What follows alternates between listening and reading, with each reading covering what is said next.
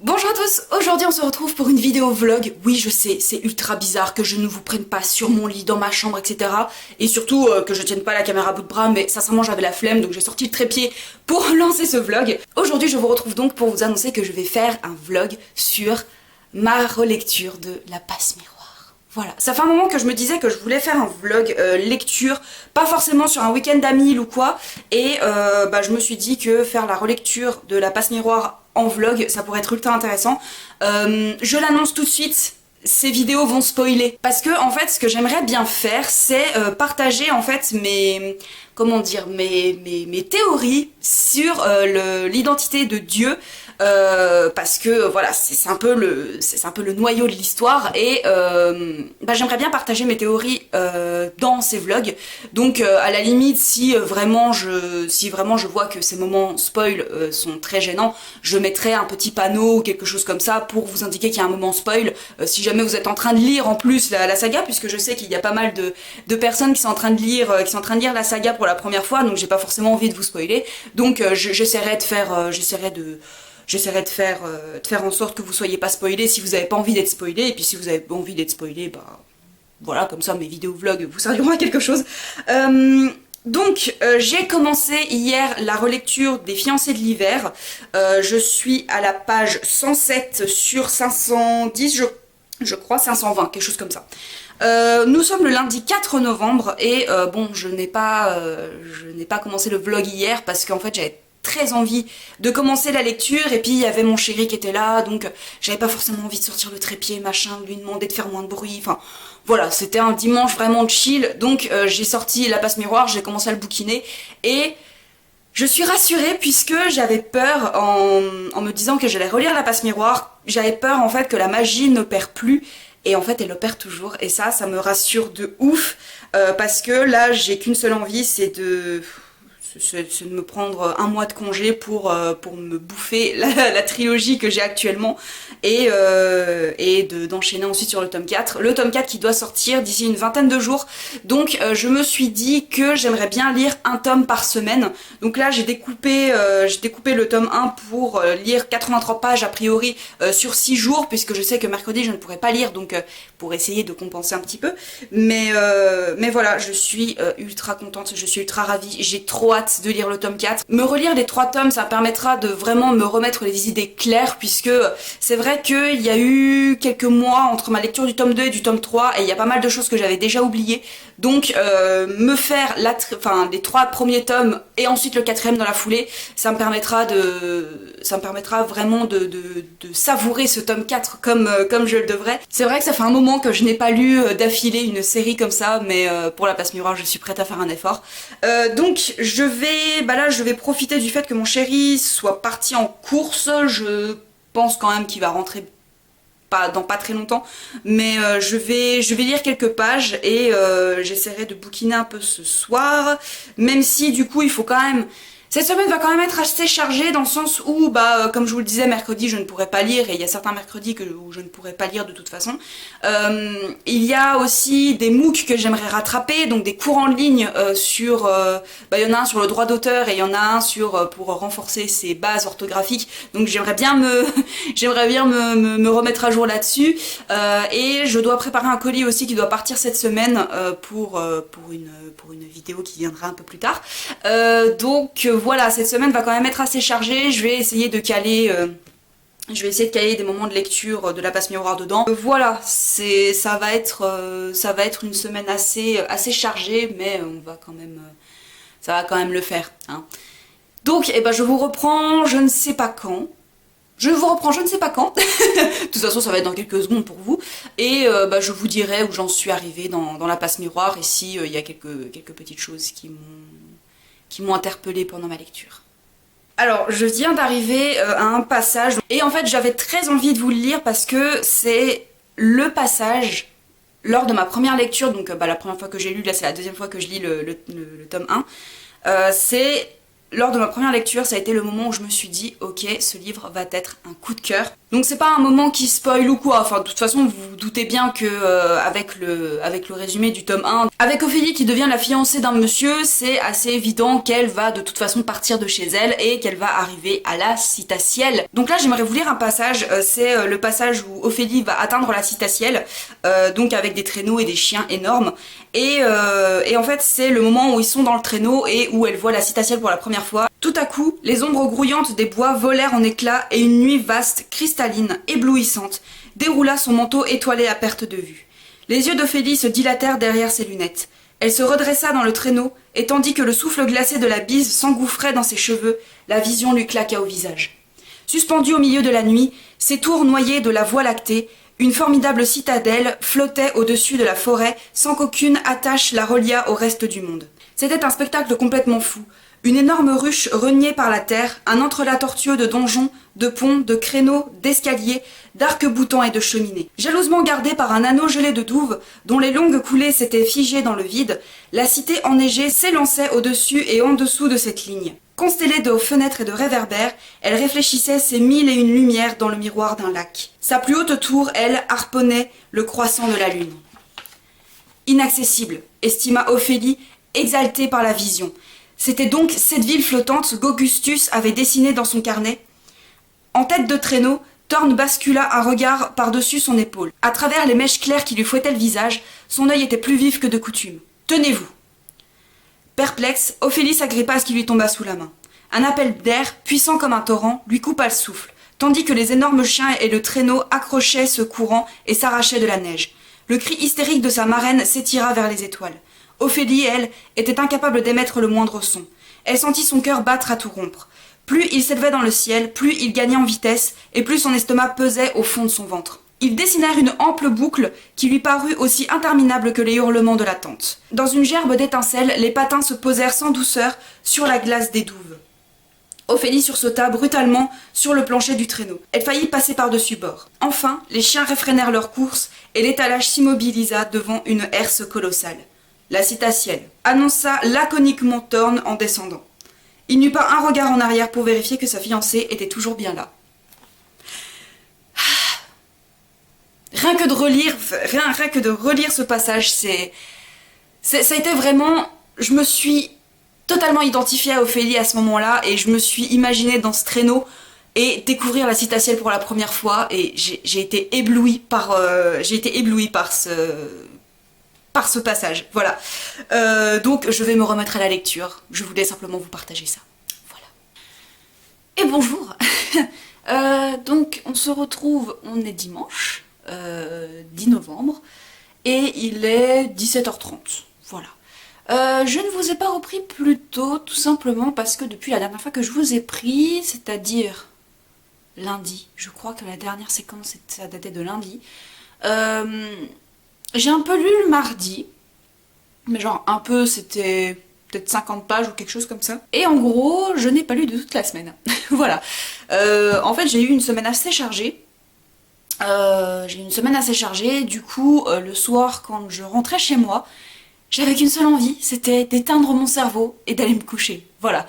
Donc, la passe miroir, alors c'est absolument pas parce que je suis plus dans l'ambiance de la passe miroir, c'est totalement faux, parce que je suis totalement dedans. Actuellement, donc, j'ai rattrapé, entre guillemets, mon retard, même si, je suis arrivée à la moitié, quoi. Je viens de terminer la première partie, donc toute la partie où Ophélie arrive à la Citaciel et voilà, découvre Bérénice, etc., découvre sa belle famille, ce genre de choses. Et là, ils vont partir pour le clair de lune.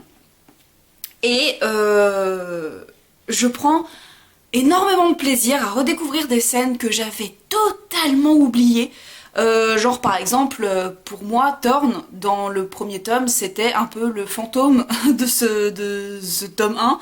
Mais en fait, finalement, je le vois très régulièrement. Donc je sais pas pourquoi j'avais totalement zappé toutes les parties où il était là, où il explique, par exemple, les pouvoirs des dragons, qu'il explique un peu à Ophélie les jeux de la cour et que qu'il vaut mieux qu'elle reste tranquille si elle veut rester en vie globalement.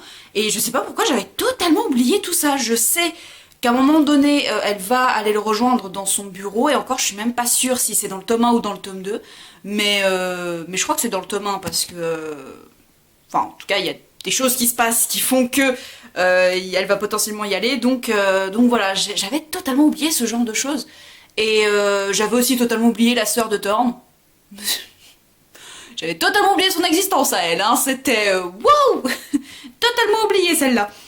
En même temps, c'est peut-être parce qu'elle m'avait un peu fait flipper, parce qu'elle elle te donne pas envie d'être amie avec elle, elle te donne pas trop envie de se souvenir d'elle. Donc voilà, donc je suis actuellement à la page 257. Et mon ambition de ce soir, c'est de lire encore une centaine de pages, voire peut-être même arriver jusqu'à la page 400. Donc lire une 150aine de pages, pour qu'ensuite demain j'ai plus qu'une centaine de pages à lire, ou alors si j'arrivais à le terminer ce soir, ça serait cool quoi. Mais je sais pas si j'arriverai à lire 200 pages, enfin même plus de 200 pages. Si j'arrivais à lire plus de 200 pages ce soir, ça serait cool, mais je ne sais pas si je vais y arriver. Quoi qu'il en soit, je ne vais pas lire tout de suite, puisque comme dit, j'ai déjà passé une bonne partie de mon après-midi à lire. Je vais me poser devant un film de Noël.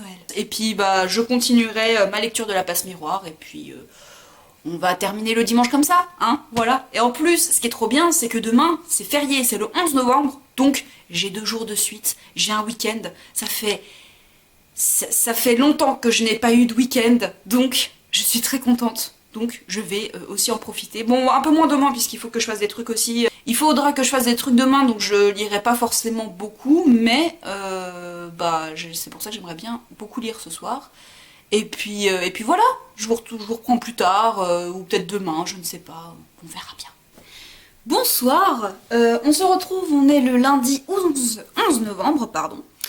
Et je reviens pour faire un petit point sur La Passe Miroir. Alors hier, j'ai pas lu autant que ce que j'avais espéré, puisque alors je suis arrivée à la page 321. Voilà, je voulais lire jusqu'à la page 350, voire la page 400, pour n'avoir plus qu'une centaine de pages à lire ce soir. Sauf que une migraine ophtalmique a pointé le bout de son nez, donc heureusement j'ai réussi à pallier ça, mais voilà, c'est un peu chiant, hein. Donc la migraine ophtalmique m'a empêché de continuer ma lecture, et du coup je suis, comme je vous le disais, à la page 321. Là en gros, donc Ophélie est au clair de lune en tant que mime, et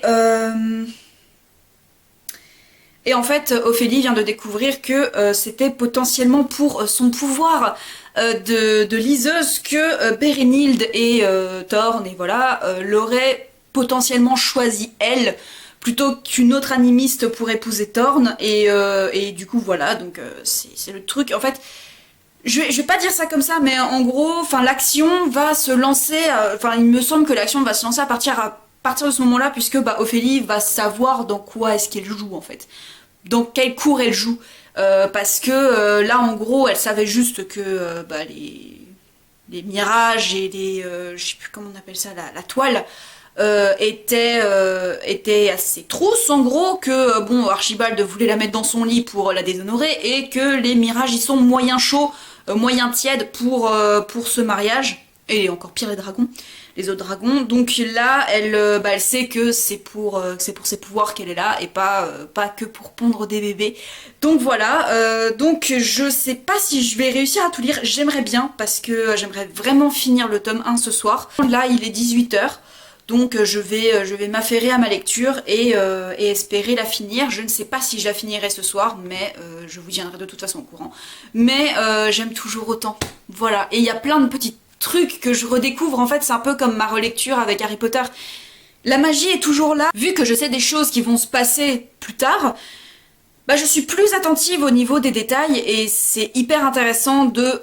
En fait, c'est hyper intéressant de relire une saga quand on l'a déjà lue entièrement, entre guillemets, puisque le tome 4 n'est pas encore sorti. Mais il y a plein de petites choses qui mettent en perspective et qui peuvent potentiellement donner quelques petites théories. Pour l'instant, j'en ai pas, hein, puisque il n'y a pas Il n'y a pas d'évocation de Dieu dans ce tome-ci. Il me semble qu'on commence à en parler dans le tome 2 et encore plus dans le tome 3 évidemment, puisque c'est un peu la recherche du tome 3 et voilà. C'est vraiment cool. J'aime vraiment bien. J'aime beaucoup cette relecture et ça ne fait que conforter en fait ce que je pensais sur La Passe Miroir, que c'est vraiment la meilleure série jeunesse. Je sais que maintenant il est sorti aux éditions Folio, enfin dans la collection plus adulte de Folio, donc qui peut être lu par un peu tous les âges, mais c'est vraiment la meilleure série, en tout cas fantasy fantastique, que j'ai lu depuis Harry Potter, en tout cas qui me transporte autant que Harry Potter l'a fait. Et voilà. Donc je vais arrêter de tergiverser, je vais bouquiner. Je vais peut-être me faire, je pense que je vais essayer de lire une centaine de pages. Et après je me ferai une pause, déjà pour manger, et après pour faire d'autres devoirs que je dois aussi faire.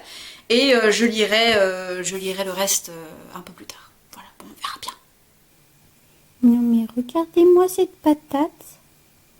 Hein? Tu fais la timide, hein? Tu t'étales plus. Oh ma chatoune. Bon. J'ai fait ma petite heure de pause où j'ai mangé et tout ça. J'ai bientôt terminé ça. Il me reste une centaine de pages. Voilà. Je suis... Attention, je zoome. Voilà, je suis à la page 433. Il me reste 80 pages à lire. On va se le faire ce soir. Enfin, si mademoiselle veut bien se bouger. Ce qui n'est pas gagné, je vais pas vous le cacher. Tu fais la timide, ma chatoune? Ah là, quand on gratouille le cucu, hein? Quand on gratouille le cucu, ça change tout, hein? Oh. En fait, je viens de me faire une réflexion un peu con. Genre, j'étais en mode, ouais, mais il me reste moins de 100 pages à lire, mais d'un autre côté, est-ce que j'aurais pas envie de le faire durer, ce livre? Mais je sais qu'il m'en reste 3 derrière. Donc, je ne vais pas quitter Ophélie tout de suite, ni Thorne, et ni Archibald, ni Roseline. Je vais quitter personne, en fait. Donc, ouais, je vais me le terminer ce soir. Hello, je vous retrouve, il est 11h-5 si je me trompe pas, 11h-5 et je viens de terminer le premier tome de La Passe Miroir. Voilà,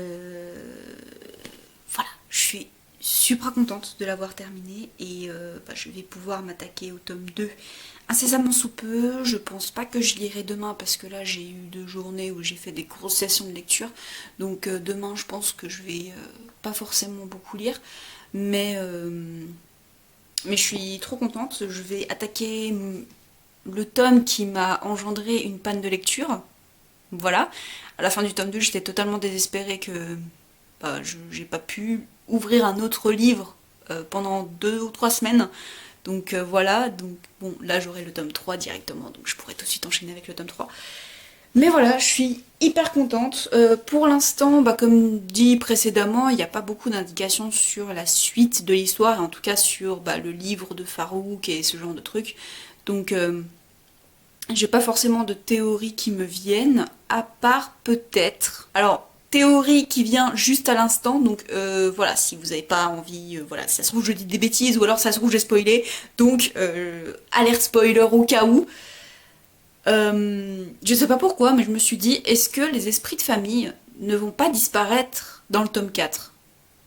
Je sais pas, avec le recouvrement de leur mémoire, quand on va découvrir cette fameuse page, ce que cette page manquante symbolise pour tous les esprits de famille, puisque si je ne me trompe pas, la page manquante est manquante sur tous les esprits de famille. Alors, il y a 2 possibilités, soit ce seront des êtres méga puissants, moins lunatiques et moins lents que ce qui donne à apparaître dans le tome 1, et dans le tome 3 aussi, dans le tome 2 et dans le tome 3 aussi, ou alors ils vont tous disparaître.